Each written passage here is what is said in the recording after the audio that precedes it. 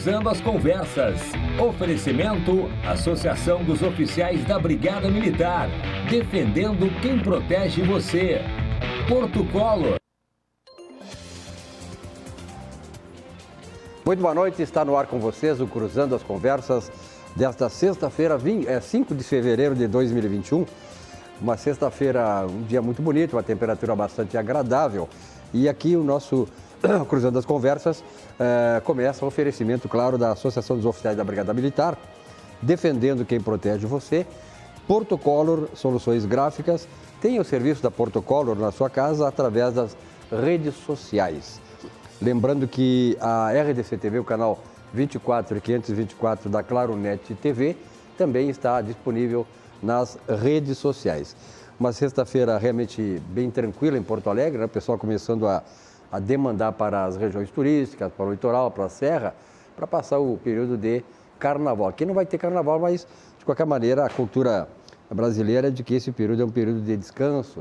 O pessoal agora vai retornar com as energias mais renovadas para, quem sabe, reiniciar tudo em março a partir da vacinação que começa a ganhar corpo em todo o Brasil.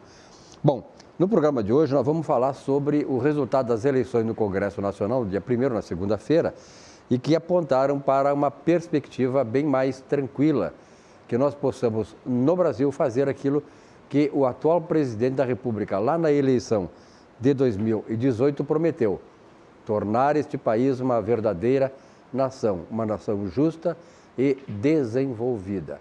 Não é possível, né, que esse país cheio de riqueza, um potencial extraordinário, esteja nos indicadores econômicos e sociais perdendo para países sem nenhuma riqueza, sem absolutamente nenhum potencial, se cotejado com o potencial que nós temos. Bom, e para debater esse assunto, temos dois convidados especiais, claro, nesta noite de sexta-feira aqui no Cruzando as Conversas. Primeiro, nosso amigo aqui local, né, Vilmar Govinati, que é advogado. Vilmar, muito obrigado pela tua presença novamente. Bom, e temos aqui também para conversar conosco aquele que tem as informações, que influi também nessa política que nós imaginamos que venha trazer para o Brasil aquilo que o Brasil merece, que é o deputado federal, o Biratã Sanderson. Deputado, o senhor que foi eleito lá por Erechim, com quase 90 mil votos, 88.529 votos, e que é do PSL, partido do presidente da República lá naquela oportunidade, e que está hoje se destacando, né, Vilmar, como uma das grandes revelações políticas no Brasil, o que nos torna muito orgulhosos. Obrigado, deputado, pela sua presença aqui. Boa noite, Silvio. Boa noite, doutor Vilmar, telespectadores da RDC TV, esse importante canal que tem produzido um belíssimo trabalho pró-sociedade, porque leva informações, leva dados e mensagens verdadeiras, idôneas à população gaúcha e brasileira. E eu fico muito grato de estar aqui conversando com os gaúchos, com os porto-alegrenses, e quero passar um cenário, na minha observação, muito auspicioso, otimista. Nós temos um panorama belíssimo em 2021, apesar dos problemas e das adversidades produto da pandemia, mas nós temos sim, dentro do Congresso Nacional, na Câmara dos Deputados, no Senado Federal, mas vou me referir aqui à Câmara dos Deputados, uma avenida larga e aberta para produzirmos reformas legislativas, como reforma tributária, reforma administrativa. Temos outras proposições que também entendemos importantes para fazermos o desfazimento de uma série de absurdos, de uma série de equívocos produzidos pelos agentes políticos que aí estavam à frente dos poderes nos últimos 25, 30 anos, e temos a oportunidade, então, de levarmos adiante. Já em 2021, sob a liderança de um deputado federal do Alagoas, chamado Arthur Lira, que foi eleito o presidente da Câmara dos Deputados, de levarmos essas proposições, fazermos a discussão, e a discussão vai ser feita sem assodamento. Nós conversamos, inclusive, com o deputado Arthur Lira ontem lá em Brasília, né? Não há intenção de patrolar ninguém, não há intenção de olvidar atores importantes nesse processo, não haverá alijamento de discussão, ao contrário, nós vamos sim aprofundar as discussões, abrir diálogo, mas colocarmos em votação no plenário. O que não pode acontecer é algo que acontecia sob a batuta do ex-presidente da Câmara dos Deputados, o deputado federal Rodrigo Maia, que só colocava em votação, nesses últimos 2 anos, só colocou em votação quando ele tinha certeza da aprovação. E a Câmara dos Deputados, ou Senado, enfim, qualquer casa legislativa, precisa, independente de certeza ou não certeza daquela proposição ser aprovada, precisa colocar em votação, abrir discussão e depois o melhor argumento, a melhor tese, os anseios mais próximos aos anseios da sociedade serão vitoriosos. Então, esse é um cenário, na minha visão, muito promissor para 2021, quando nós temos, além da reforma tributária e da reforma administrativa, nós temos, para votar já agora, nesse mês de fevereiro, a chamada autonomia do Banco Central, retirando o Banco Central de dentro do corpo da administração pública direta. O Banco Central terá, se aprovado, e acredito que deve ser aprovada a autonomia do Banco Central, ficando equiparando-se a outros bancos centrais mundo afora. Aliás, todas as economias, das 20 economias mundiais, o Brasil é o único que ainda possui um Banco Central dentro da administração pública federal. Submetido à administração federal. Submetido ao presidente da República, que hoje é o presidente Bolsonaro, que tem um viés mais de não intervenção, em especial sob a batuta do ministro da Economia, Paulo Guedes, mas que amanhã pode não ter. Então é importante que o Banco Central tenha sua autonomia para que ninguém eleito, não pode vir um eleito e dizer, não, agora nós vamos ter essa ou aquela política cambial, essa ou aquela política monetária. Aliás, o presidente Bolsonaro fez uma afirmação hoje importante nesse sentido, deputado, que foi o seguinte: questionado sobre a questão do preço do óleo diesel, da gasolina e tal, ele diz, olha, eu não vou interferir na Petrobras, porque a Petrobras tem seus custos, ela está alinhada a uma questão do mercado internacional, ela depende disso, inclusive o sucesso da Petrobras depende disso, então o que eu posso é pedir que o presidente do Banco Central, aliás, do Banco da Petrobras, estude uma maneira de aliviar essa questão, seja na produção, na distribuição, ou lá no varejo, a gasolina e o diesel, de forma que nós possamos viabilizar os segmentos que dependem dos produtos e serviços da Petrobras. Então, é nesse sentido que o Banco Central também vai caminhar. Mas, deputado, eu gostaria de perguntar o seguinte para o senhor. O presidente Bolsonaro se aproximou do chamado Centrão, que, na verdade, o Centrão passou uma coisa pejorativa, mas ele é constituído de um grupo de deputados independentes, né? E tem lá suas mazelas, tem lá suas virtudes também, mas se não fosse esta aproximação, o senhor acredita que o presidente Bolsonaro teria, digamos, desbancado a oposição, uma oposição férrea, uma oposição canalha que foi feita para ele dentro da Câmara dos Deputados sob o comando de Rodrigo Maia? Muitos têm utilizado essa expressão de Centrão, como o senhor disse, até de forma pejorativa, mas o Centrão, o que é o Centrão? É um grupo formado ali por 200 deputados federais que representam deputados alinhados a plataformas de centro. Não são de extrema-direita, não são de extrema-esquerda e, dependendo do tipo de proposição, de projeto, ou de plataforma, ou de programa, esse grupo, formado por 200 deputados, mais ou menos, algo em torno de 200 deputados, 250 deputados, o ponto de decisão nas votações da Câmara dos Deputados. Aliás, importante assinalar que o atual presidente da Câmara dos Deputados, o deputado Arthur Lira, ele é o líder do PP. O PP é um dos principais partidos dentro da Câmara dos Deputados, ou dentro do Congresso Nacional, porque no Senado também tem uma bancada importante.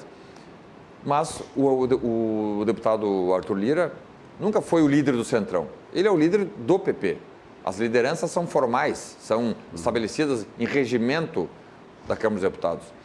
E usa-se aí de forma até pejorativa, com o intuito até de desprestigiar aqueles deputados que estão ali no chamado Centrão, mas o fato é que hoje nós temos um conjunto de deputados, visto pela votação na última quarta-feira, segunda, terça e quarta-feira nós temos a votação para a constituição da mesa na Câmara dos Deputados. Foram 302 deputados federais que votaram no candidato Arthur Lira, contra 145 deputados que votaram no candidato do MDB, deputado por São Paulo, Baleia Rossi, que tinha o apoio ali do PT, do PCdoB, do PSB, do PDT, partidos de esquerda, que eu respeito, claro, obviamente, respeito posições no sentido contrário, mas são partidos que têm, desde 1º de janeiro de 2019, lutado, trabalhado contra todos os projetos de interesse nacional. Qualquer projeto, Silvio e Dr. Vilmar, qualquer projeto, independente do mérito, apresentado pelo governo federal, pelo presidente Bolsonaro, ou por algum deputado que não seja de esquerda, eles votam contra. Pode ser, mesmo sendo um projeto de interesse público ou que defenda interesses majoritários dos brasileiros, eles vão lá e votam contra. Se hoje o Bolsonaro, se não existisse, mas se o Bolsonaro hoje quisesse criar Bolsa Família, com certeza ele votaria contra. Muito provavelmente eles votariam contra. É algo tão absurdo, porque o presidente Bolsonaro tentando, né, e eu ajudei nesse processo, tentando desfazer gargalos burocráticos, gargalos até ideológicos, apresentou algumas medidas provisórias em 2019. Fim do DPVAT, fim da obrigatoriedade da carteira estudantil, algo que ninguém pode ser contrário. Nós vamos ter uma carteira estudantil virtual ou eletrônica, né? O sujeito, o aluno, não precisará mais buscar um diretório acadêmico ou uma entidade de classe estudantil para fazer a sua carteira. Ele vai lá no sistema do MEC, sem pagar nada, gratuito, e vai fazer o seu cadastro como estudante, enfim, e ali vai receber, o próprio sistema vai fornecer a sua carteira estudantil, ou seja, sem burocracia, sem intermediários, sem custo. Pois a oposição trabalhou junto com o seu Rodrigo Maia e fizeram com que essa propositura caducasse e caducou. Fim do DPVAT. Outro absurdo, né? Todo mundo sempre teve uma antipatia a essa contribuição obrigatória, chamada seguro DPVAT, já que muitos dos brasileiros possuem seus serviços de seguro privado contratados particularmente. Então, o sujeito tem ali um veículo, ele contrata um seguro privado e, mesmo assim, o Estado obrigava os proprietários a contratarem também um seguro do Estado. Ou seja, eu não tenho liberdade para dizer, não, eu não quero esse seguro, porque eu já tenho um seguro contratado de modo particular. Não. Mesmo assim, o governo apresentou uma medida provisória acabando com o DPVAT e a oposição trabalhou, não, vamos, senhores brasileiros, continuem pagando mais imposto, mais tributo, mais taxas, mais emolumentos. Então, Silvio, acho que a tua colocação é correta, se apresentasse hoje um programa de Bolsa Família, desde que apresentado pelo presidente Bolsonaro, eles seriam contrários, né? Então, nós conseguimos, sim, uma grande vitória agora no Parlamento brasileiro, superando esse obstáculo ideológico, e agora, em 2021 e 2022, nós temos grandes chances de fazer com que a sua excelência, o povo brasileiro, tenha os seus interesses atendidos e não mais interesses partidários de partidos que, como citei aqui, né, que estavam dando lastro ao presidente Rodrigo Maia. Eu cito o caso do PT, do PCdoB, que tinham grande prestígio junto à presidência da Câmara dos Deputados, mesmo sendo partidos minoritários, ou seja, que não representam a vontade da maioria da população. Ao contrário, representa a vontade da minoria da população. E claro que a minoria precisa ser respeitada, mas não pode a minoria mandar na maioria, e era isso que acontecia dentro do Parlamento brasileiro. Deputado Biratã Sanderson, prazer lhe conhecer. Já conheci o seu trabalho, já conhecia aí uma série de proposições que o senhor fez na Câmara dos Deputados. No seu primeiro mandato, como disse o Silvio Lopes, com grande destaque. O senhor que é um homem que dá grande ênfase à segurança pública, grande ênfase ao combate à corrupção e também com ênfase à área econômica, principalmente na questão da agropecuária e também no turismo.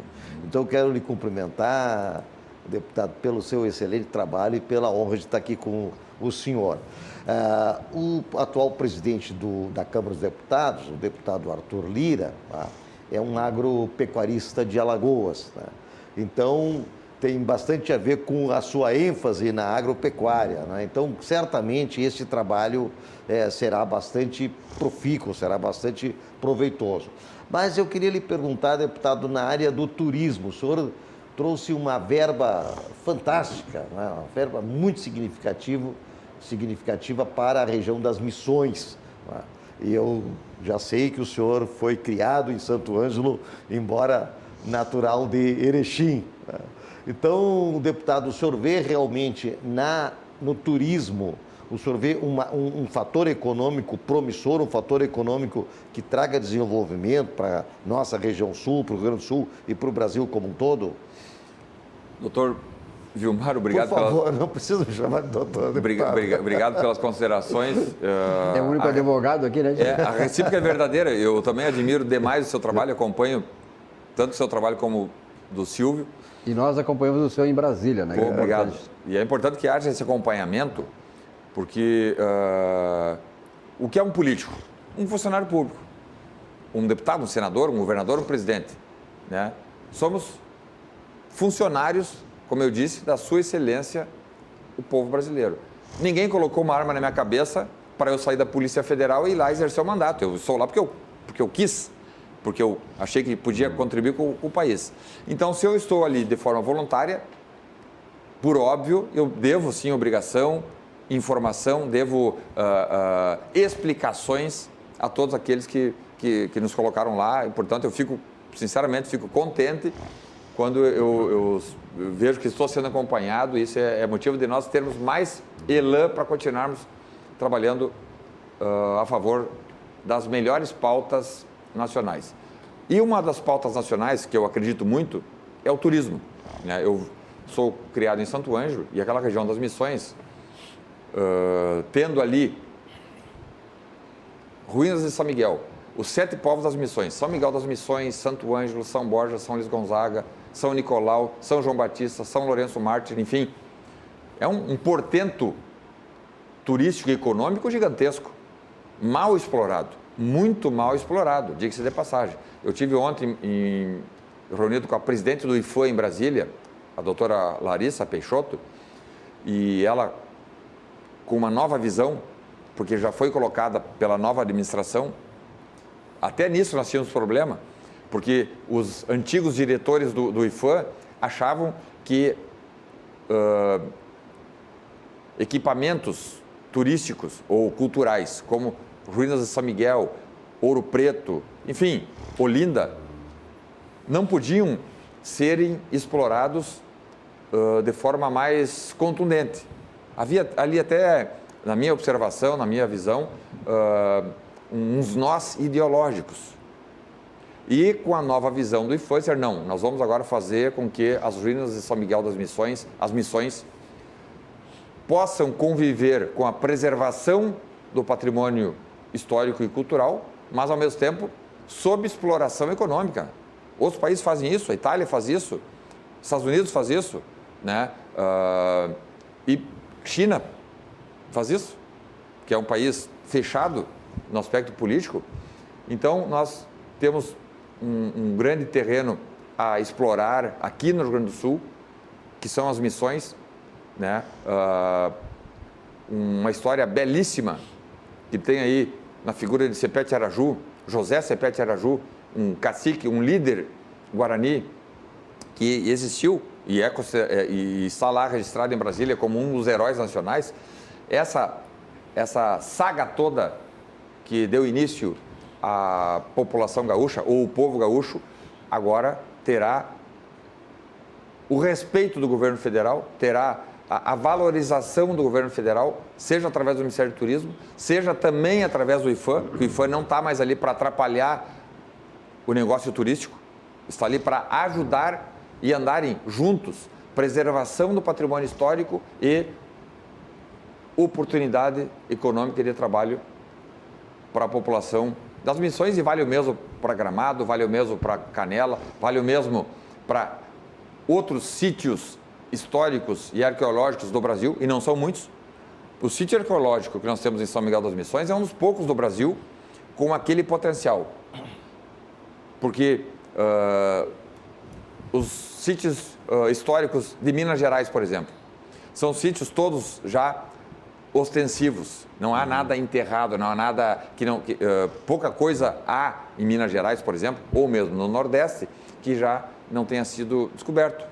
Agora, os sítios arqueológicos das Missões, há uma perspectiva de que talvez quase a metade daquilo que existe está enterrado, não se conhece ainda. Então, vamos aproveitar esse potencial econômico e numa crise, nós estamos ainda em crise, nós agora em final de fevereiro vamos completar 1 ano de pandemia, uma pandemia desgraçada que atingiu a todos, né? Hoje é muito fácil, passados 12 meses, é fácil de vermos aí analistas dizendo, não, pois é, ainda bem que nós conseguimos manter a economia minimamente ativa, porque senão o Brasil teria quebrado. Mas lá em março do ano passado, abril do ano passado, quando o presidente Bolsonaro falou, não, só um pouquinho, nós vamos enfrentar a pandemia com coragem, com altivez, sem enterrarmos a economia brasileira. Quando o presidente Bolsonaro saiu com essa assertiva, ele foi objeto de um apedrejamento midiático. E hoje nós vimos que se não fosse o presidente Bolsonaro ter assinalado, registrado, não, vamos dar atenção à saúde, e foi dada atenção, mas também não vamos descurar de dar a proteção daqueles que querem produzir com as restrições, não tem problema, vamos lá ali fazer utilização de máscaras, diminuir capital humano, uma indústria que tem ali 1.000 empregados, vamos dividir então em 3 turnos de 300, mas não vamos parar a nossa atividade econômica. E isso foi o que salvou o Brasil. A Argentina, por exemplo, a Argentina agiu no sentido diferente da estratégia adotada no Brasil. Até setembro a Argentina estava fechada economicamente, lockdown, nada funcionando, a não ser agricultura, e a Argentina hoje está em maus lençóis. Não tem recurso sequer para pagar a folha de pagamento dos seus funcionários públicos. Veja bem, a Argentina foi contrário ao que foi o Brasil, né? Quer dizer, o Brasil teve 2 alternativas em 2018 e optou, graças a Deus, pela alternativa do presidente Bolsonaro, que deu uma reviravolta nos rumos que nós estávamos indo, que íamos para uma estatização cada vez pior, o que está acontecendo na Argentina com a opção que eles tiveram lá pelo kirchnerismo de novo, né? Mas, de qualquer maneira, deputado, eu queria lhe perguntar sobre o turismo, que é uma coisa importante, né? Eu me lembro lá que, na década de 70, quando se começou a pensar em vender Gramado, Canela, região da Serra, para o turismo brasileiro, nacional. Nós tivemos aqui um secretário de turismo chamado Mário Bernardino Ramos. Ele era natural de Caxias do Sul. Ele foi um dos líderes daquele movimento que levou para o centro do país. Eu nunca esqueço que na década de 70 ele fez, em vários pontos do Brasil, ele promovia o café colonial de Gramado. E esse café colonial foi exatamente o ponto, né? Ponto central a partir do qual se fez com que Gramado e Canela passassem a ser conhecidos nacionalmente. Ele pergunta o seguinte, no Congresso Nacional, eu já nem falo na bancada gaúcha federal e estadual aqui regional, mas existe grupo de deputados, parlamentares, aqui e lá, afinados com uma política de turismo que venha efetivamente ajudar o Rio Grande do Sul a diversificar as fontes de turismo? Existe, né? Os deputados gaúchos, deputados federais que atuam, e os senadores, né? Destaco aqui o senador Luiz Carlos Reins, que é de São Borja. O senador Reins é de São Borja, é um missioneiro, conhecedor, admirador de toda a história e a saga missioneira, e nos ajudou demais nesse processo de entrega, de disponibilização de 20 milhões de reais agora. Os contratos foram assinados há um mês por 3 prefeitos lá de municípios das Missões, e o senador Reis teve papel fundamental nesse processo. E temos outros deputados federais, né, envolvidos diretamente na valorização da indústria do turismo, que é uma indústria limpa, que produz dinheiro de forma crescente. E faz o dinheiro circular, né, muito rapidamente. E de forma crescente, porque o turismo, diferente, por exemplo, de indústria metalúrgica, por exemplo, né, a indústria metalúrgica não cresce, não costuma crescer quando recebe investimento na mesma proporção da indústria do turismo quando investido de forma mais agressiva, né? Então, esse investimento com mais força no turismo é algo que não é algo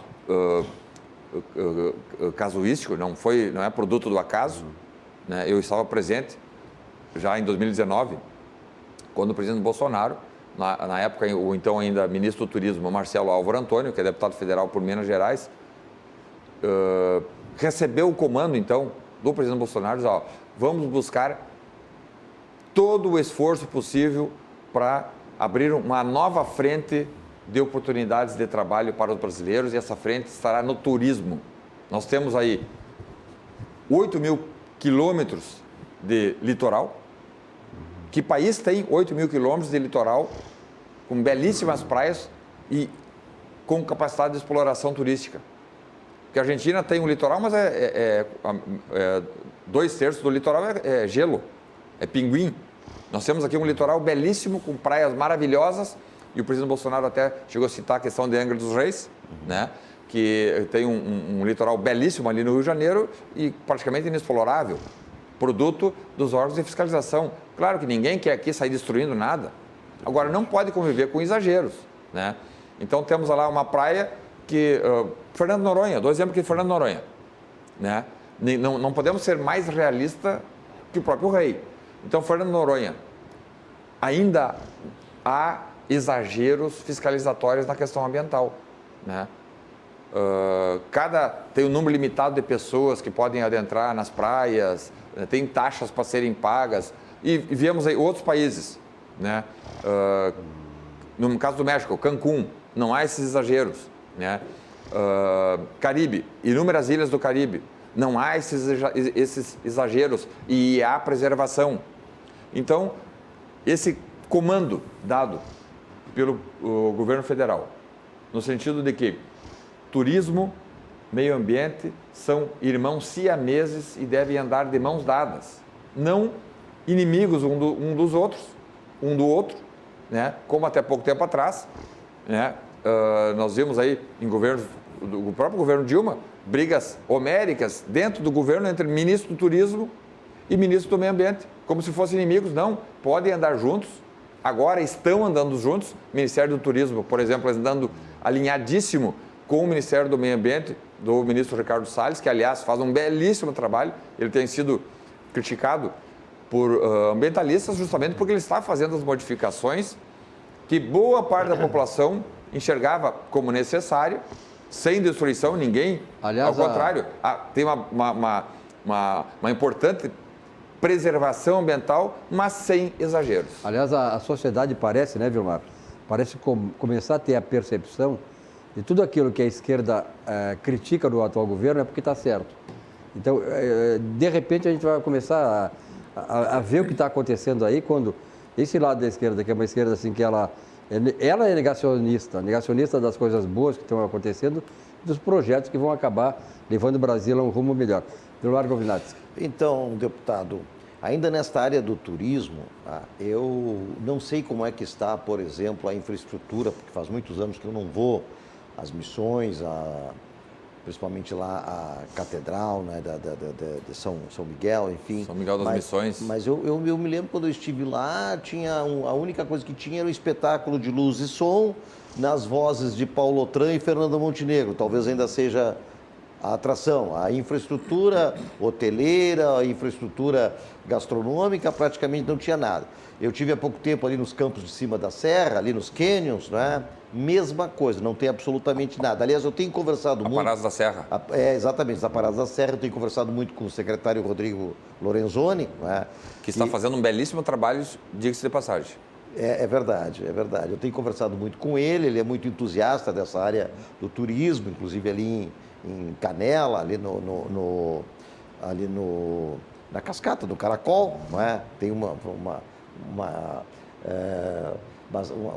foi feito, Silvio, ali um trabalho muito bonito, eu não conheço ainda, mas é uma passarela de vidro, uma coisa fantástica. Deputado, há muito que se falar, o senhor deu um exemplo fantástico aí de todo mundo, que o mundo todo trabalha numa situação de exploração no bom sentido do turismo, que é uma indústria limpa, que é uma indústria de lazer e que traz cultura, traz muitas informações. Só no Rio Grande do Sul, o Brasil tem 23 regiões diferentes, com culturas diferentes, com topografias diferentes, com, enfim, etnias, etc. Agora, fala-se muito, deputado, das parcerias, as parcerias público-privadas, no sentido de explorar essas belezas naturais, essas belezas históricas, né? O senhor vê que isso aí seja realmente um caminho que vá acelerar o trabalho no turismo, acelerar o progresso do turismo e acelerar a economia do turismo? A tendência nesse novo panorama é que haja um crescimento exponencial nas parcerias público-privado, em concessões, inclusive, né? Que não são nem parcerias público-privadas, são só privado. E por que isso tende a crescer? Porque nós estamos decididos, enquanto brasileiros, porque quando nós em 2018 decidimos, nós temos duas plataformas de governo. Uma, a esquerda intervencionista do Estado, outra a direita sem intervenção do Estado. Quando a população decide, eu quero esse programa aqui da direita, com menos intervenção estatal e com mais participação da iniciativa privada. Quando a população escolhe essa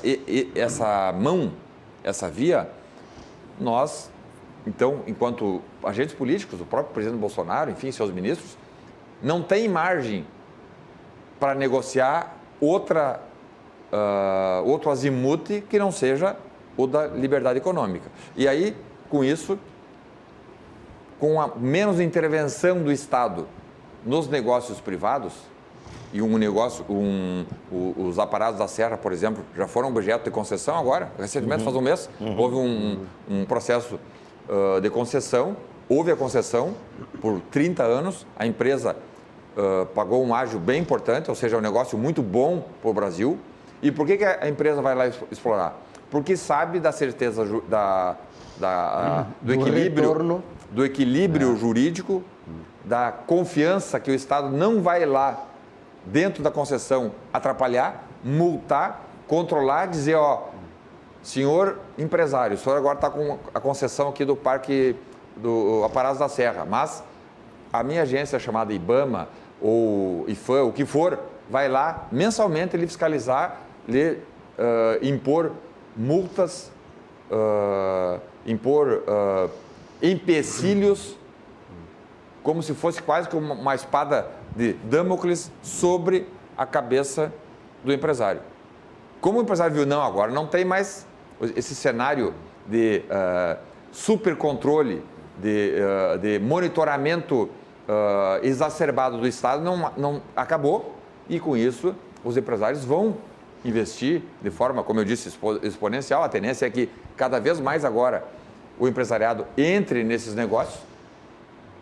Repito, ninguém aqui está defendendo a destruição ambiental. Isso é outro negacionismo, Paulo, Silvio Lopes, imposto, mentido pela esquerda, né, de que aqueles que exploram o turismo vão fazer destruição do meio ambiente. Eles dependem do meio ambiente para sobreviver. Como é que, se o sujeito depende daquele ambiente para explorar o turismo, como é que ele vai destruir aquele ambiente? O senhor sabe que aqui em Porto Alegre, o senhor também circula aqui em Porto Alegre, se nós tivéssemos assim Se o PT fosse ainda a governança aqui em Porto Alegre, aquela orla do Guaíba ali, desde o gasômetro até lá o estaleiro só, continua jogado. Jamais teria sido explorada. Então hoje, engraçado, né? Hoje, aquela região ali é a que mais atrai turisticamente em Porto Alegre. Quer dizer, então, para ver exatamente o absurdo, e o senhor coloca muito bem, quando mas aí que está o negócio, né? O pessoal da esquerda, ele perdeu o rumo. Então, para eles, qualquer coisa que vai beneficiar a população, que vai trazer riqueza, vai trazer renda, que vai mudar os paradigmas da sociedade, qualquer coisa que vai beneficiar, não ele, mas os outros, e a sociedade, não serve, não presta. E serve o mesmo para o agronegócio, né? Também exageros ideológicos, burocracias colocadas apenas para impedir que o agronegócio brasileiro desse o salto que está dando. Torciam para que... isso era algo flagrante, isso não é novidade para ninguém, que agentes políticos de esquerda, né, trabalham como se o produtor rural fosse criminoso. E com aquelas narrativas mentirosas, falaciosas, engodos contados, e muitos acreditavam, porque afinal de contas temos aí uma rede de TV nacional, que é uma das maiores, ainda é uma das maiores redes de TV do mundo. Já não é mais aqui no Brasil, né?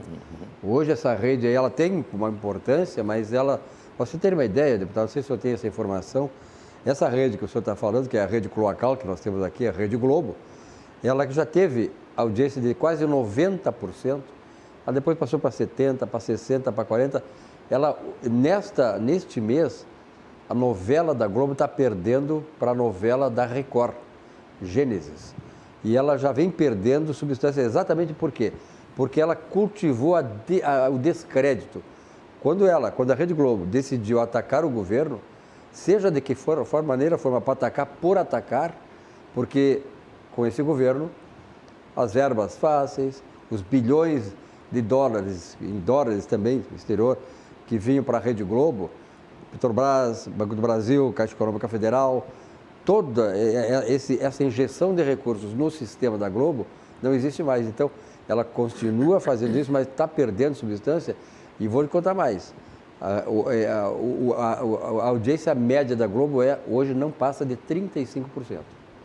E vejam, essa rede de TV, né, se dedicou aí nos últimos 30 anos a mentir para a população brasileira, né? Elegeram presidentes, retiraram presidentes, elegeram governadores, retiraram governadores, né? E agora, produto também do advento das plataformas digitais, isso é inegável, as plataformas digitais, o acesso a redes sociais, Twitter, Facebook, Instagram, enfim... YouTube e tal. YouTube, né? Ajudaram sobremaneira o monopólio da informação sair das mãos de uma ou duas ou três grupos jornalísticos e com isso ganhou a população brasileira. Mas, falando sobre agronegócio, né, e essa insistência de agentes políticos da esquerda em taxarem aqueles que exploram ou que atuam no agronegócio como bandidos, né, é algo tão deletério à sociedade brasileira que inúmeros produtores brasileiros foram, agora que estão retornando, mas nos últimos anos foram para o Paraguai, plantar soja no Paraguai, plantar milho no Paraguai e plantar trigo na Argentina. E até no Uruguai foram. E no Uruguai, não, o Uruguai sempre inúmeros produtores de cordeiro, de ovelha, estão no Uruguai brasileiros. Inúmeros aras, produtores de cavalos com qualificação genética, foram para o Uruguai, brasileiros. E por que não estavam aqui? Porque eles não, aqui se eu produzir eu sou teimoso, porque tem 60 agências para me multar, para me arrebentar. O governo federal, não é só a PT, isso vem desde a FHC. 8 anos de FHC, mais 8 anos de Lula, mais... Mas é o seguinte, Então, aqueles que insistiam em produzir no Brasil eram taxados até como teimosos, ou como alguém que dizia remando contra o sistema porque queria produzir riqueza. E produzir riqueza Só no Brasil, em Cuba e na Venezuela, que é algo maléfico. Produção de riqueza tem que ser algo bom em todo o mundo, em todo o Brasil, porque em todo o mundo é algo positivo. O senhor falou no FHC, o PSDB. O PSDB hoje, a gente tem conversado aqui sobre isso, o PSDB hoje é um PT lustroso, né? Mas né, é um PT de salão. E porque faz a mesma coisa, tem a mesma ideologia.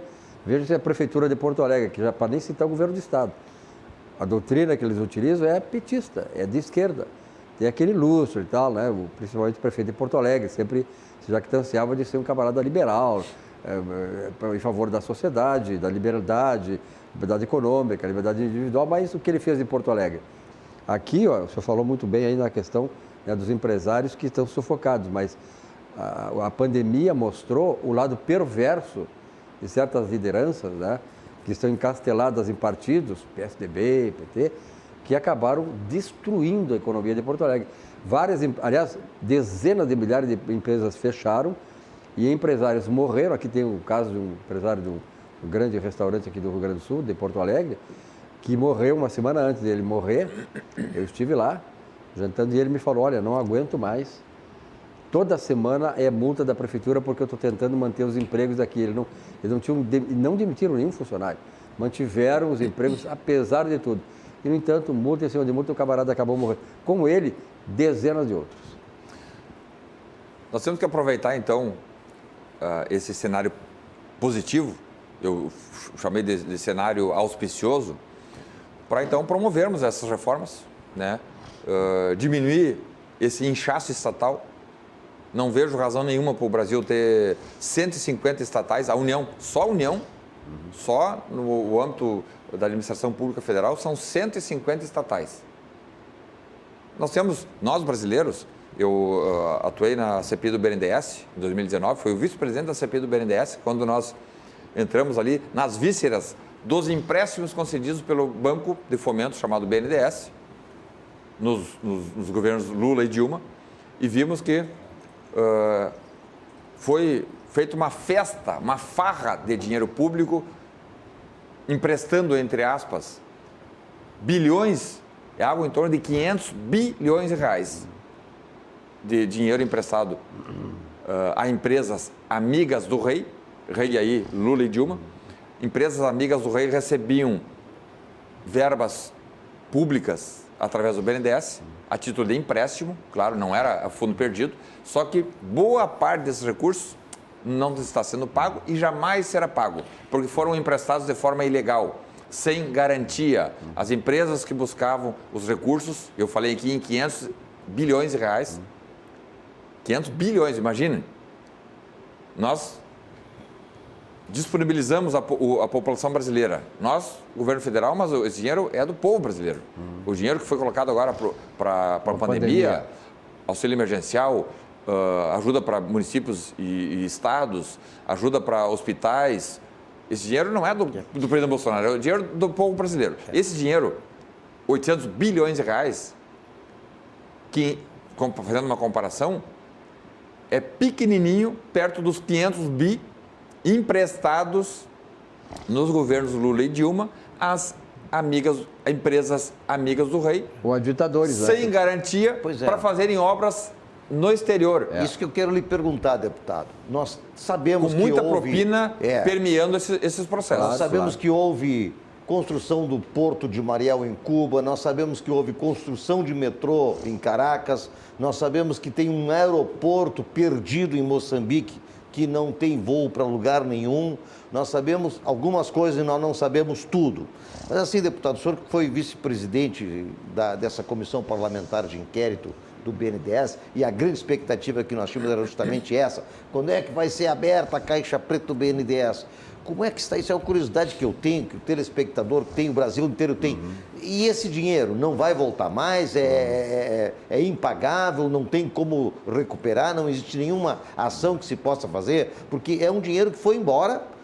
Quer dizer, ele deve ter voltado uma boa parte em forma de, né, para sustentar toda uma ideologia, sustentar campanhas eleitorais milionárias, como se viu agora em Porto Alegre, aqui, na campanha da Manuela, campanha prefeito municipal, queriam fazer uma retomada da esquerda a partir de Porto Alegre. Esse dinheiro, deputado, onde é que anda esse dinheiro? Volta, não volta? Sabe-se o volume? O senhor falou em cifras aí que a gente nem tem ideia, são cifras estratosféricas. Como é que fica isso, deputado Biratã Sanderson?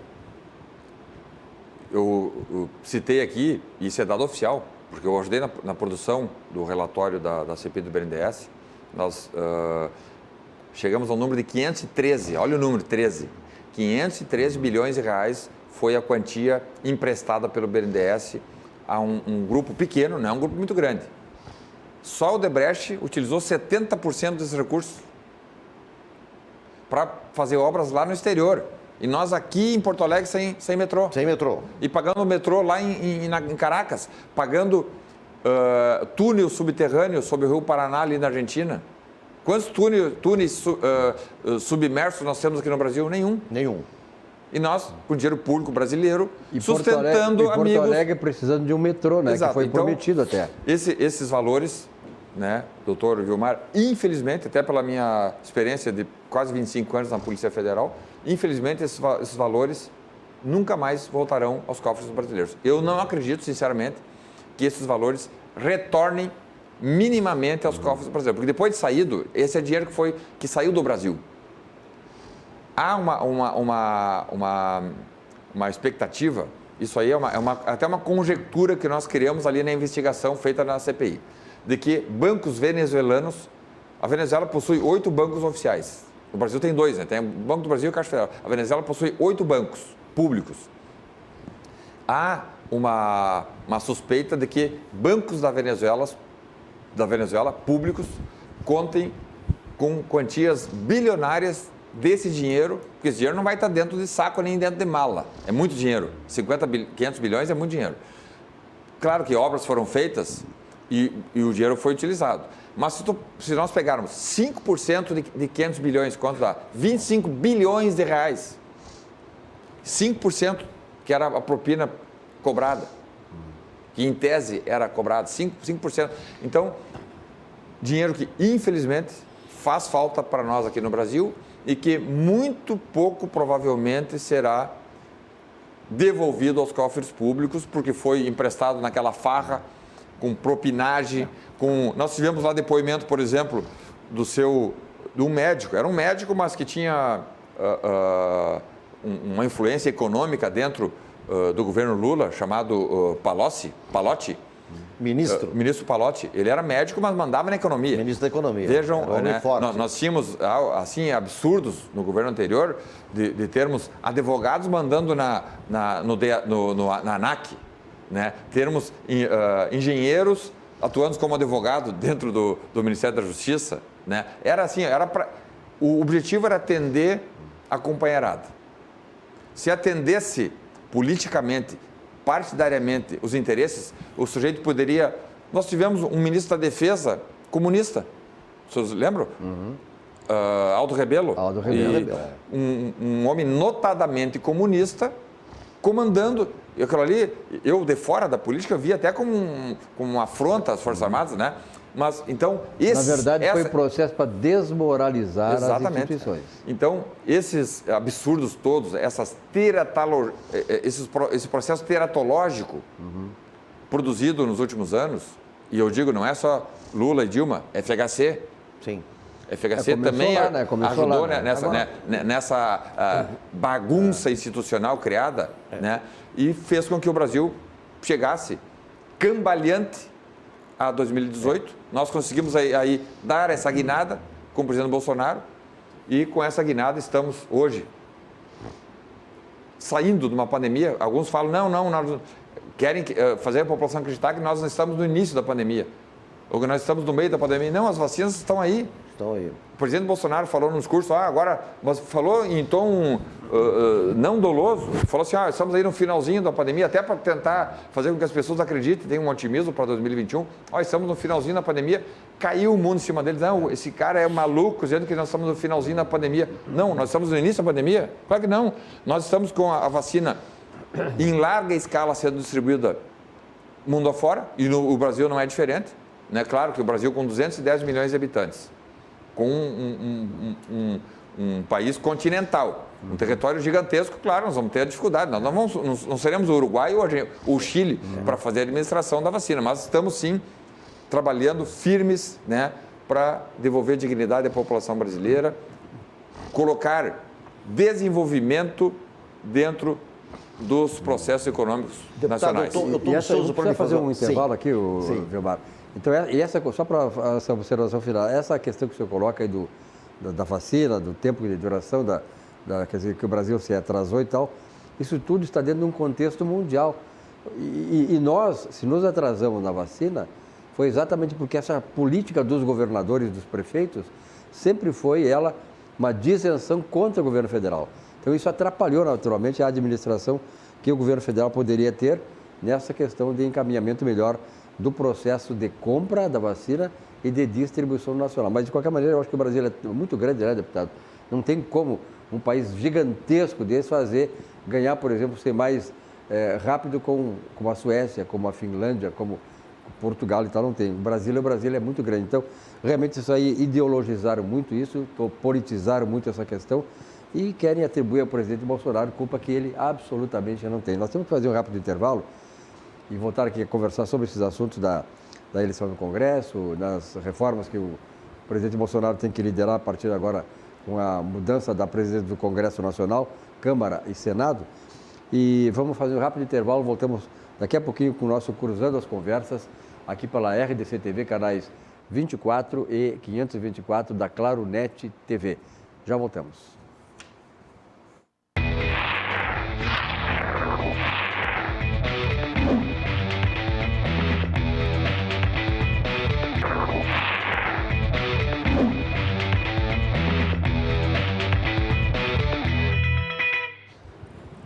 Às 23h15, estamos ao vivo aqui nesta sexta-feira, 5 de fevereiro de 2021, com o nosso Cruzando as Conversas pela RDC TV, canais digitais todos, as plataformas digitais e também pelo canal 24 e também pelo 524 da Claro Net TV.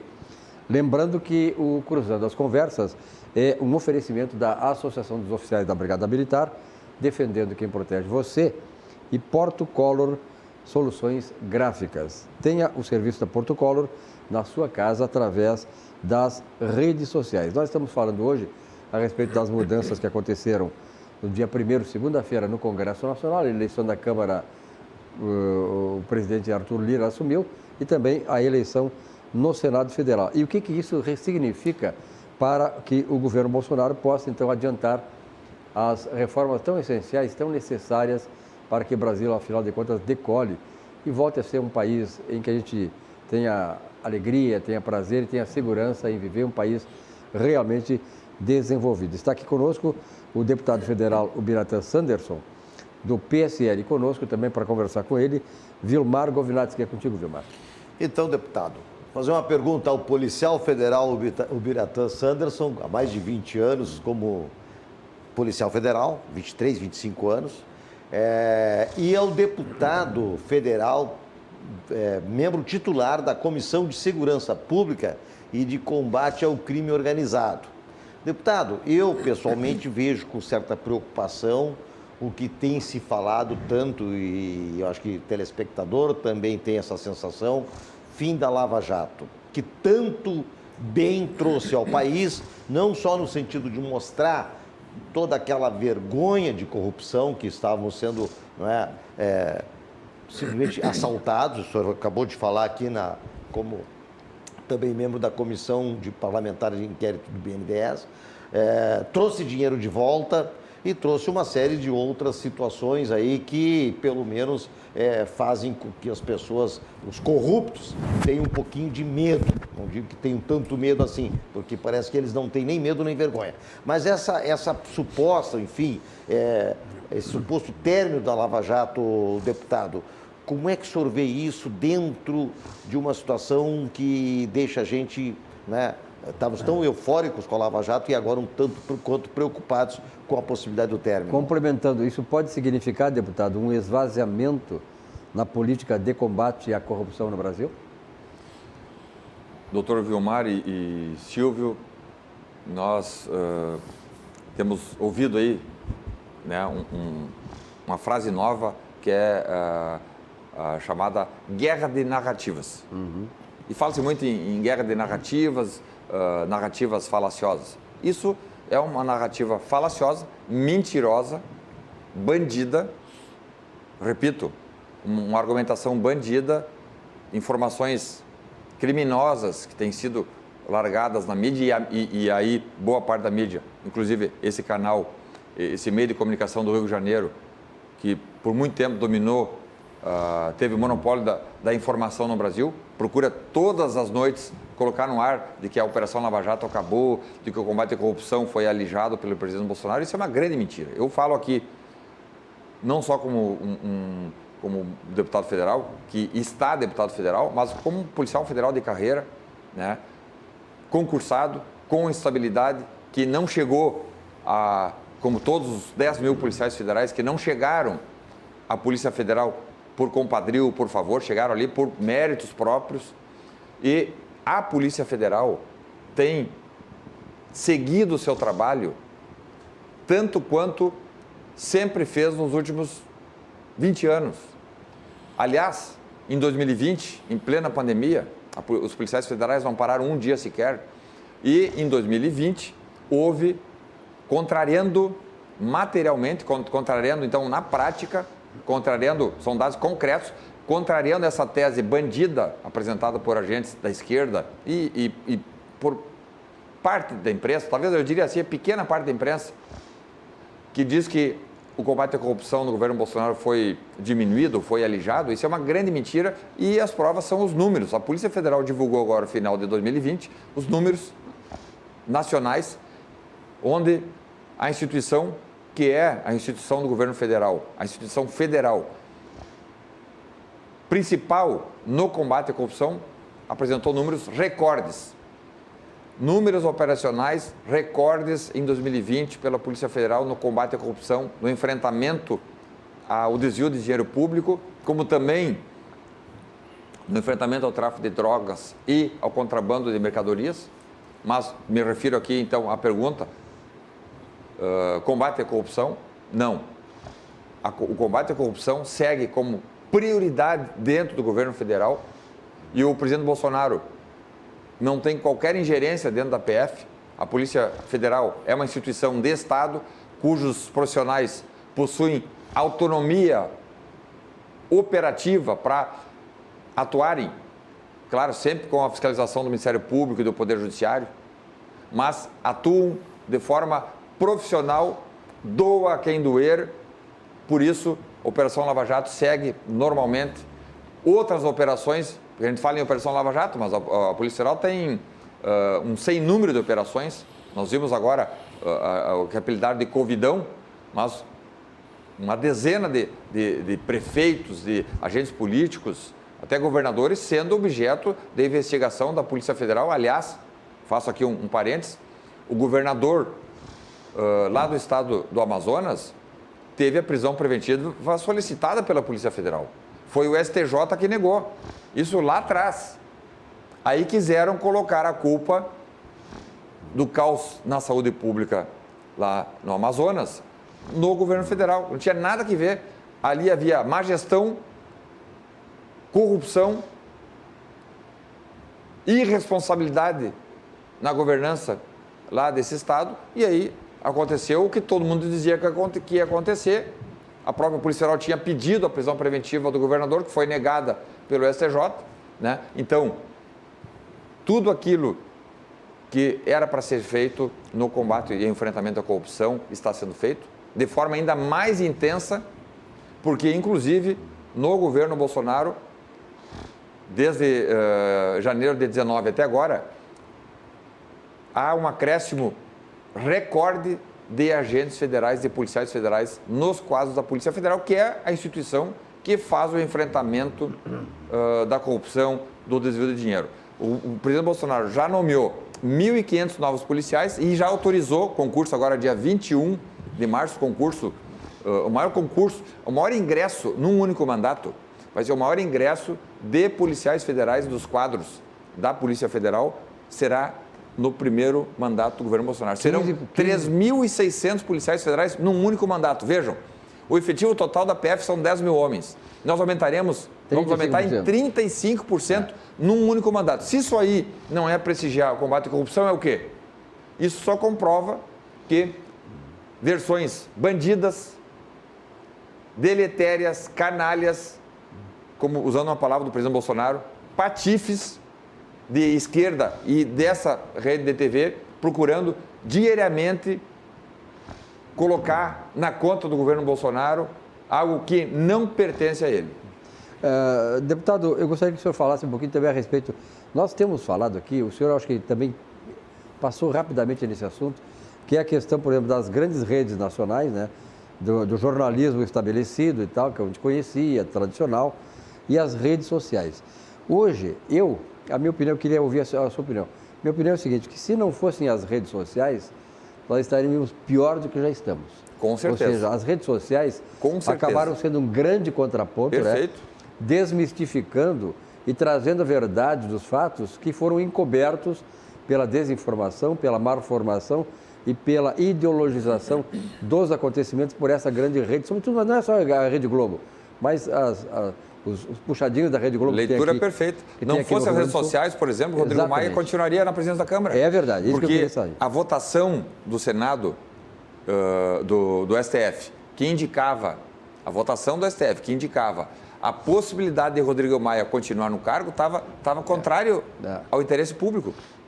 E aí houve a suspensão do julgamento e pressão em Twitter, pressão em Facebook, pressão em redes sociais, fez com que 2 ministros, isso depois veio à tona, 2 ministros do STF mudarem seus votos, fazendo com que Rodrigo Maia e Alcolumbre não pudessem quebrar a Constituição e continuar nos seus cargos. Como é que o presidente Bolsonaro está vendo, por exemplo, esse processo todo, né, de criminalização de movimentos que são chamados de antidemocráticos, na verdade são os movimentos democráticos que fazem isso, por exemplo, de perseguição àqueles que são apoiadores dele.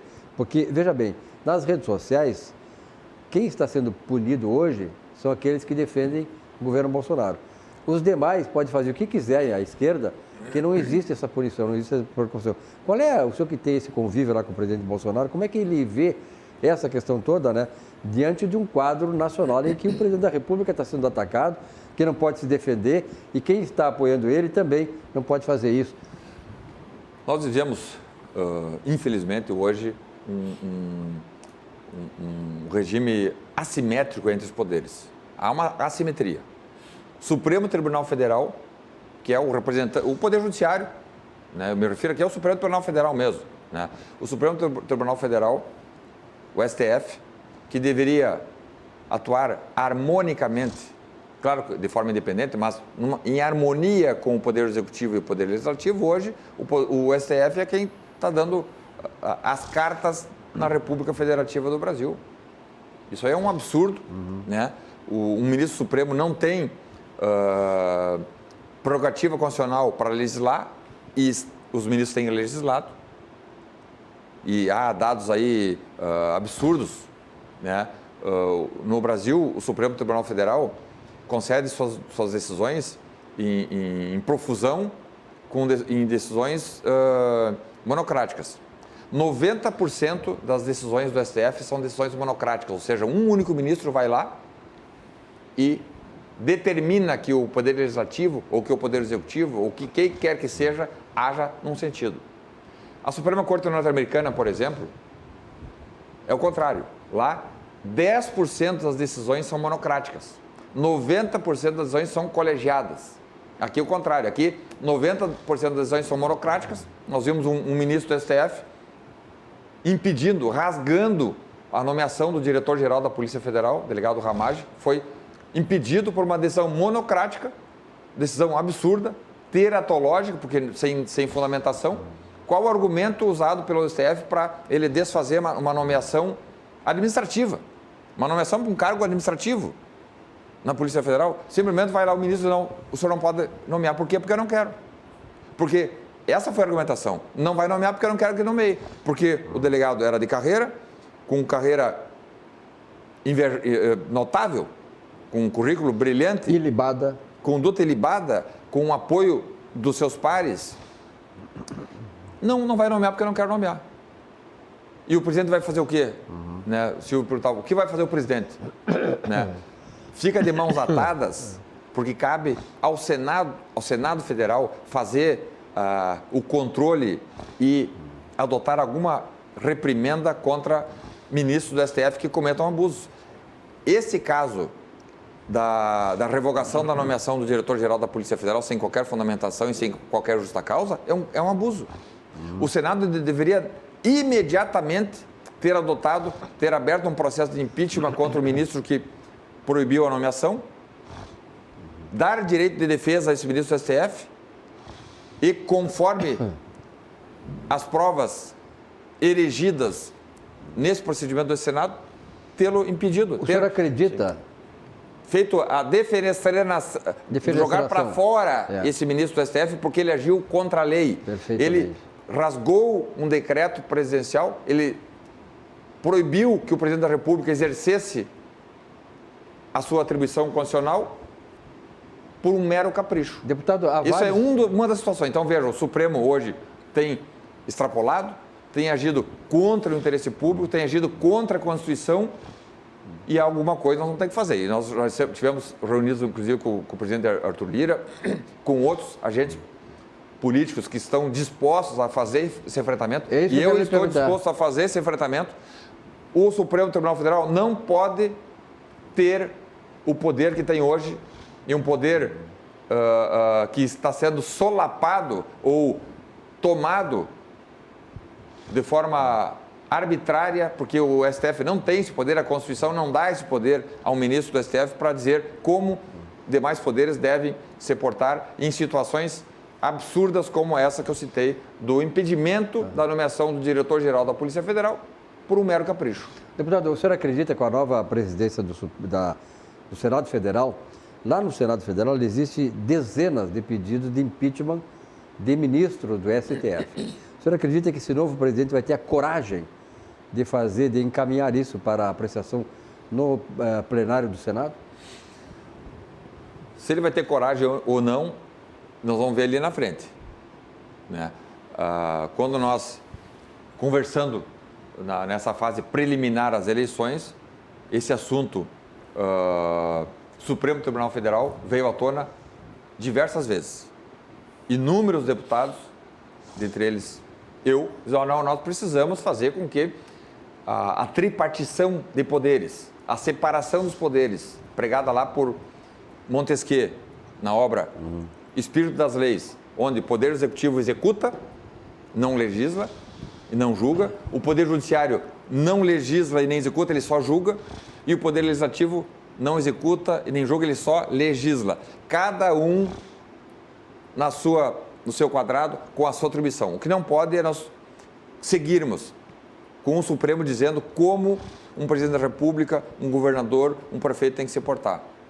Como um empresário, seja lá de qualquer setor, tem que se portar. Né? E para isso nós instamos, né, na época, tanto o presidente da Câmara como o presidente do Senado, para que eles, em situações que tais, abram processo de impedimento contra ministros supremos que, porventura, venham a abusar de suas atribuições, como é o caso que eu citei aqui, mas tem inúmeros outros casos. Né? Nós vimos agora, recentemente, um ministro do STF soltando um traficante perigosíssimo.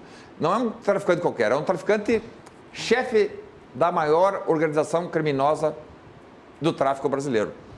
Soltou, colocou em liberdade, o homem sumiu, desapareceu, nunca mais, provavelmente vai ser localizado, né? Saiu pela porta da frente do presídio, desapareceu, né? E esse tipo de situação não pode mais ficar impune. Se um presidente da República pode ser impedido, que recebe aí milhões de votos, por que um juiz que não recebe um voto sequer, e todo o poder emana do povo, à exceção do Poder Judiciário? Poder Judiciário, né? O chefe do Poder Executivo é colocado por voto popular. O Poder Legislativo, voto popular. O Poder Judiciário, que é um outro poder, não é eleito, É indicado. indicado. E quase vitalício. E eu não me refiro aqui É verdade, aos juízes de carreira. Os juízes de primeiro grau do Brasil são espetaculares. Sim. Não fosse os juízes federais de primeiro grau, nós não teríamos a Lava Jato. Foi justamente pela coragem e pelo profissionalismo de juízes federais de primeiro grau que nós fizemos a Operação Lava Jato. E se fosse pelo caso do Supremo, nós não teríamos a Lava Jato. É só nós observarmos aí. Nós temos, eu falo da Lava Jato, mas qualquer outra operação de combate à corrupção. Né? Quando entra um agente político, um deputado federal, um senador, no processo, ou um ministro, é sinônimo de desânimo no meio policial federal. Que é sinal que esse sujeito não será atingido pela justiça. E no caso da Lava Jato, por exemplo, enquanto a Vara Federal de Curitiba já tem mais de 200 condenados, o Supremo Tribunal Federal tem um único condenado, um único deputado que já foi condenado e que inclusive já faleceu, né? Um deputado federal foi julgado, foi condenado, foi dado o direito de defesa a ele, foi condenado, uma única condenação contra mais de 200 condenações na Vara Federal. Então, os juízes de primeiro grau, ou seja, os juízes de carreira, têm cumprido o seu papel. Quem não tem cumprido o seu papel são os ministros do STF.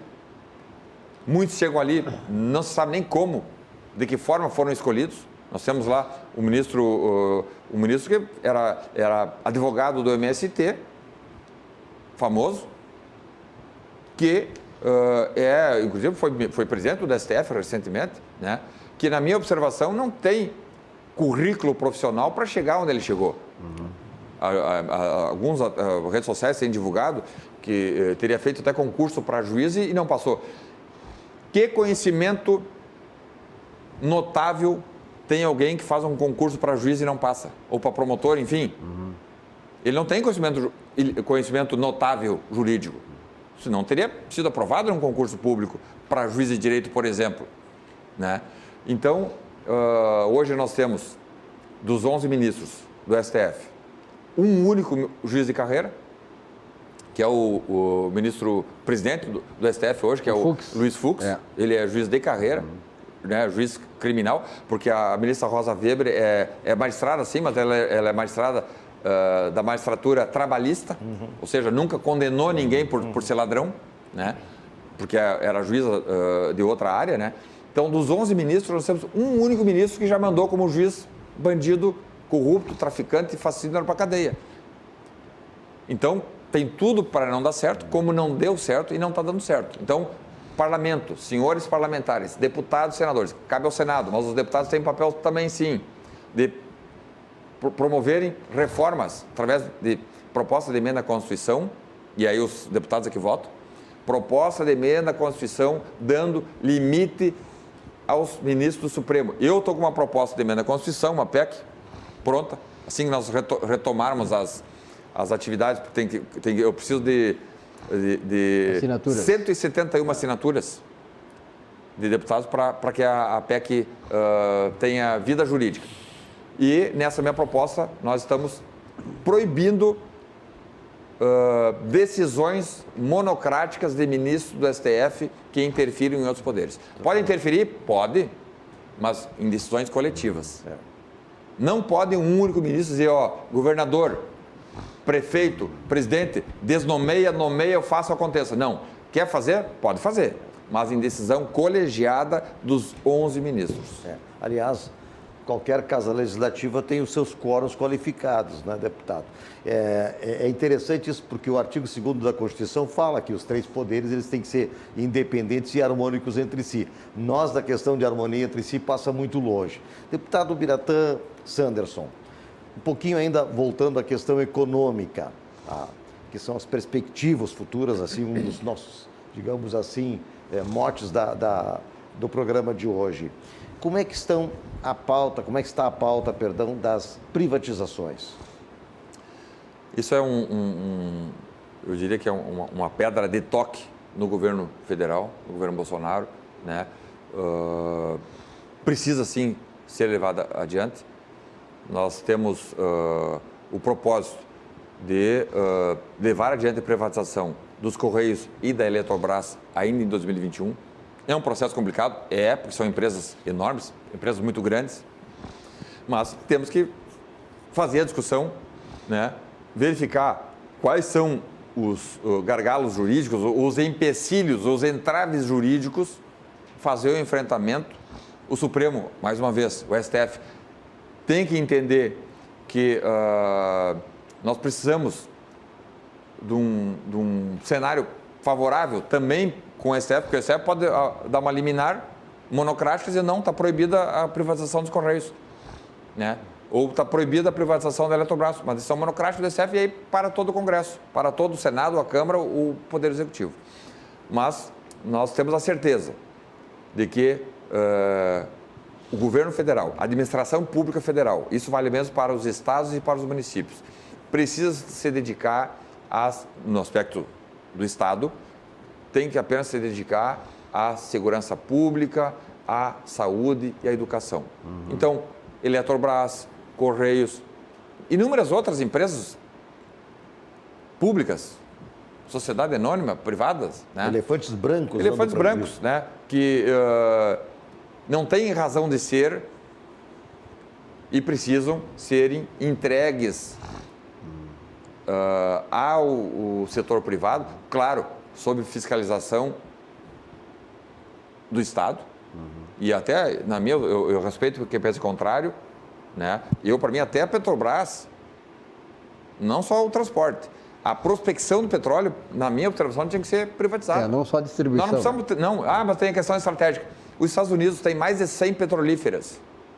Não tem uma única petrolífera nos Estados Unidos que seja pública.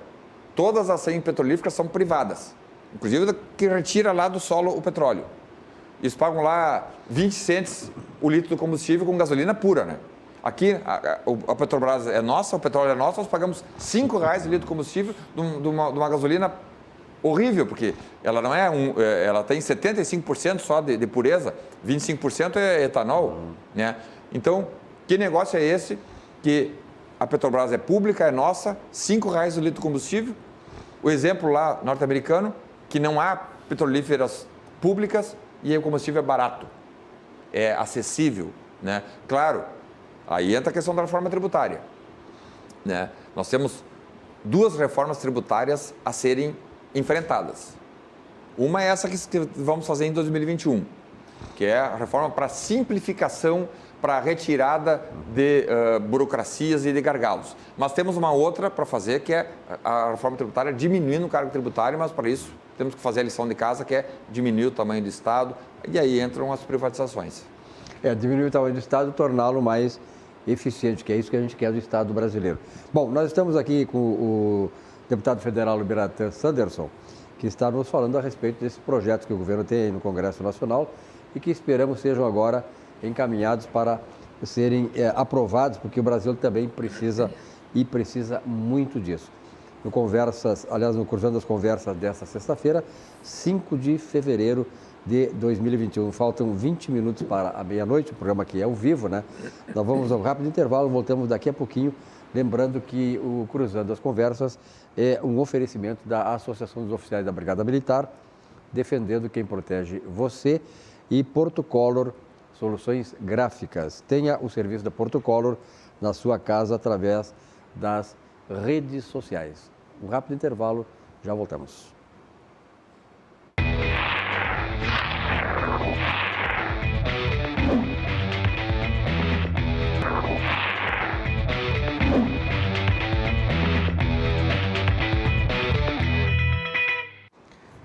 Estamos de volta com o nosso Cruzando as Conversas desta sexta-feira, 5 de fevereiro de 2021.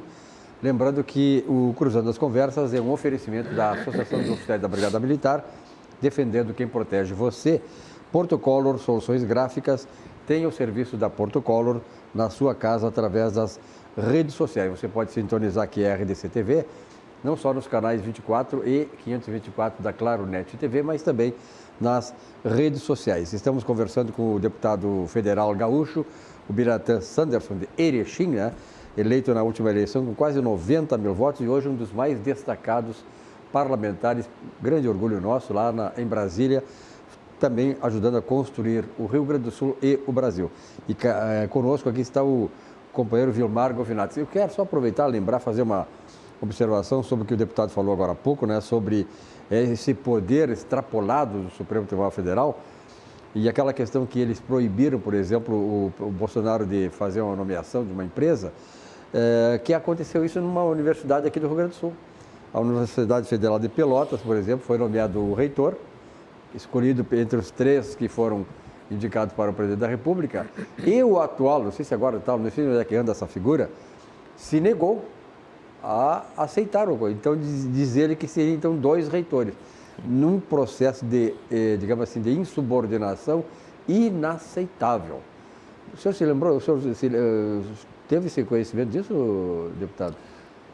Nós, Silvio e Vilmar, nossos telespectadores aqui da RDC TV, eu acompanhei, claro, até em dado momento cheguei a trocar opiniões e ideias com professores, enfim, professores de universidades federais, né, para ver se aquilo ali já tinha acontecido ou era comum. Disseram, não, isso é uma insubordinação. Esse reitor, é um professor federal, concursado, ele é um funcionário público federal, ele não é um autônomo, ele não é o dono de um mercadinho que, não, eu saio, eu abro, eu fecho quando eu venho. Não, ele deve subordinação à administração pública.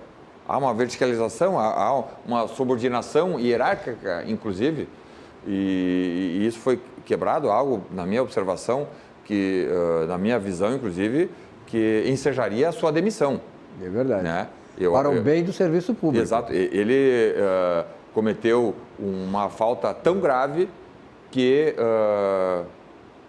ele está sujeito, e ainda está, porque a infração foi cometida, talvez, não sei se a CGU ou alguém, o Ministério Público, né, poderia, como custos legis, como fiscal da lei, ter já pedido, né, a instauração de procedimento administrativo no âmbito da administração pública federal, né, claro, vai apresentar, ele deve ter algum argumento ou algum amparo legal para dizer, não, eu não sou mais reitor, mas eu continuo atuando como reitor, por isso, tem essa lei ou aquele decreto ou aquela resolução que me autoriza a praticar aqui uma usurpação de poder público, mesmo não sendo mais o reitor, eu sou o reitor.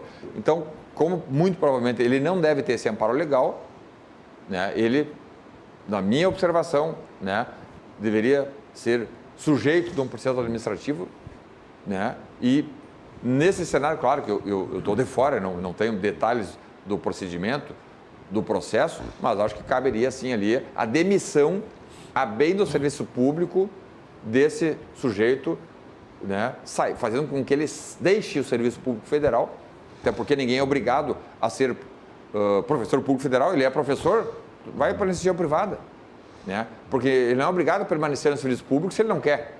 Se ele está trabalhando contra o serviço público, simples, ele vai lá e diz, não quero mais, não me sinto mais à vontade sendo professor de uma universidade federal e eu estou me retirando. Vai trabalhar no serviço público e com o currículo que ele possui, certamente vai ganhar até mais, vai produzir mais, vai ter mais condições de levar o conhecimento que ele tem ao corpo discente do Brasil.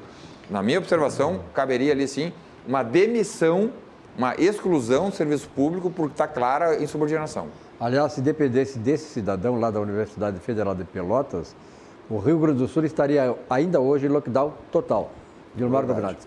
Deputado Sanderson, eu tenho uma curiosidade, porque o senhor apresentou um projeto de lei proibindo as pesquisas 15 dias antes do pleito eleitoral. Eu já vou à lei, acho que tinha que proibir geral. Mas eu gostaria de saber, deputado, porque eu não li a justificativa do seu projeto da lei, qual foi o embasamento que o senhor trouxe para apresentar esse projeto de lei de proibição das pesquisas eleitorais a 15 dias antes das eleições? Doutor Vilmar, na verdade, não é a proibição da realização de pesquisa, é a proibição da divulgação. Sim. Então, um instituto de pesquisa, um partido político, uma entidade privada pode fazer contratação, segundo o meu projeto, pode fazer a contratação do instituto de pesquisa, fazer a pesquisa, só não pode fazer a divulgação nos últimos 15 dias. E por quê? Porque nós notamos, e não é de agora, eu fiz um estudo, né, e verifiquei que inúmeras pesquisas divulgadas na véspera, não é nem na antevéspera, na véspera das eleições, as eleições são no domingo, no sábado saem os números, no domingo esses números não se confirmavam. E foram uma dúzia de pesquisas nesse sentido em vários estados, né, que fez com que eu, então, me convencesse, tomasse a decisão de elaborar o projeto, apresentei o projeto e, claro, vai ser objeto de discussão dentro do parlamento, mas a ideia é evitar abusos, evitar corrupção, evitar desvio de interesse público, né, porque se um instituto de pesquisa contratado faz uma pesquisa, coloca lá no jornal de grande circulação no sábado, a eleição no domingo, no sábado, Joãozinho da Silva tem 61% da intenção de votos. No domingo vai ver, o Joãozinho não tem 61, tem 30. Está evidente a burla, está evidente a fraude. E para evitar esse tipo de situação, apresentei o projeto, então, proibindo a divulgação. Pode elaborar pesquisa para que o partido político ou o bloco político, enfim, o segmento X do setor, etc., possa direcionar a sua estratégia da campanha eleitoral, mas esses números não poderão serem divulgados porque temos aí inúmeras situações, né, onde ficaram evidentes as fraudes e as tentativas de manipular a intenção de voto. É notável, ou é notório, melhor falando, que 1/3 dos eleitores escolhe, talvez até mais, mas vamos usar esse número de 1/3 dos eleitores, no dia da eleição não sabem quem votar. Muitos querem votar no candidato que vai ganhar. Quando nós temos pesquisas que se dedicam de forma fraudulenta a jogar números falaciosos, levianos, algumas por interesses ideológicos, outros por interesses econômicos, nós temos aí crimes eleitorais, temos situações criminosas que precisam ser contidas por legislação, por leis. Por isso eu apresentei o projeto. Esperamos agora, na retomada das ações parlamentares, que as comissões certamente se debruçarão sobre esse projeto, para estar aberto a emendas, claro, porque já me disseram, mas em cidades que têm segundo turno, não haveria, então, pesquisa nos últimos 15 dias, porque no segundo turno, do primeiro turno para o segundo, são exatos 15 dias, né? Nós podemos fazer uma emenda ou melhorar, talvez, o processo, o projeto, e como o doutor Vilmar falou, talvez não é o caso em conta desse segundo turno, então, de nem ter divulgação de pesquisa, né?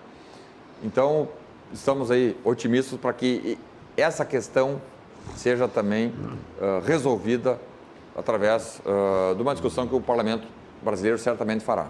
Aliás, os institutos de pesquisas, eles trabalham em cima de uma coisa que se chama credibilidade. Quando isso aí é afetado, por exemplo, o IBOP, que é o maior instituto de pesquisa do Brasil, o que aconteceu com ele? Depois da eleição, ele acabou de ser vendido porque ele perdeu substância, não tinha mais clientes, porque ele trabalhou contra aquilo que deveria ser exatamente o ponto de apoio dele junto à opinião pública. Ele perdeu a credibilidade. Vilmar Govinatsky. Pois é, eu vejo nas pesquisas, além de ser a tendenciosidade que a pesquisa traz, por mais técnica, por melhor que seja feita dentro do ponto de vista estatístico, com todos os controles, todas as variáveis, né? Eu ainda vejo a pesquisa como um elemento que não contribui, porque, como bem disse o deputado Sanderson, traz para o eleitor a sensação de que eu vou apostar em quem está na frente. É aquela história, né, da corrida, é aquela história, enfim, de tudo aquilo que a gente nunca quer colocar as fichas da gente num perdedor. Muitas vezes esse perdedor é uma pessoa que precisa, que tem que estar realmente, seja no executivo, seja no legislativo, porque é uma pessoa trabalhadora, porque é uma pessoa que tem boas intenções, é uma pessoa honesta, mas ele não tem os recursos para estar na frente. E então esse é o meu grande, vamos dizer assim, meu grande ponto, não é, de resistência às pesquisas, por melhor que sejam. Mas a gente sabe que tem muitas e muitas pesquisas manipuladas. Nós vimos agora, deputado, aqui em Porto Alegre. Foi um horror o que houve aqui em relação às últimas pesquisas. Pesquisas dando os números errados, dando os números que saíram, inclusive pesquisas fakes, que foram colocadas, depois foram retiradas, depois foram atribuídas como se fosse do deputado fulano de tal que tivesse divulgado, enfim. Então essa é a minha opinião. Nós vimos que transparência é a principal arma de combate e enfrentamento a abusos. E aí vale para tudo.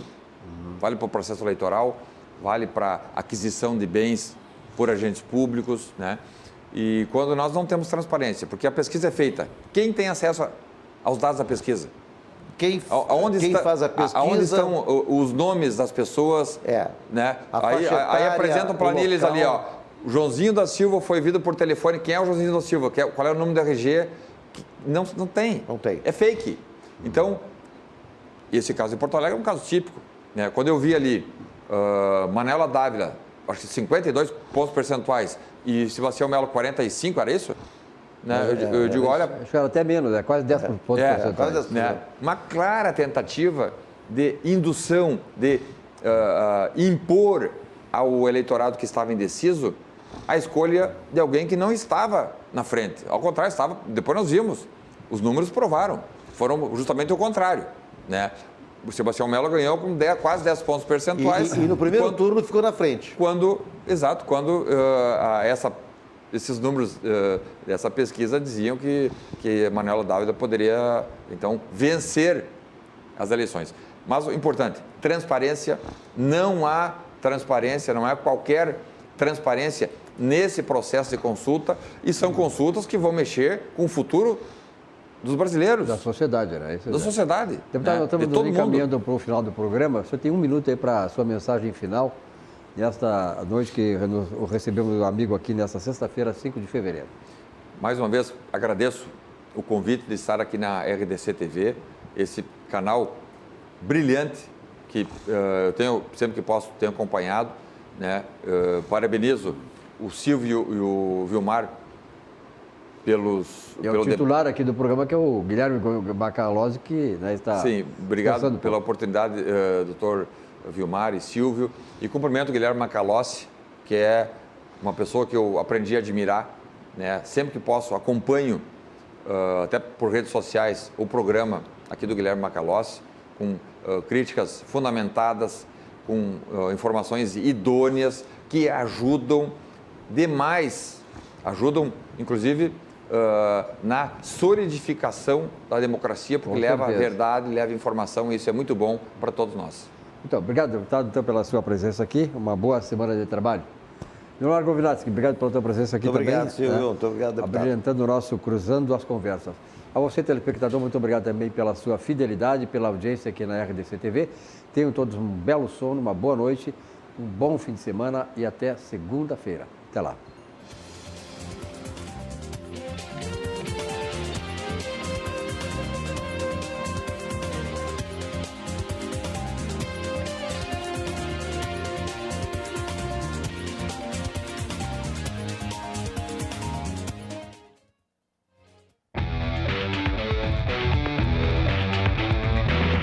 Cruzando as Conversas. Oferecimento: Associação dos Oficiais da Brigada Militar. Defendendo quem protege você. Porto Color.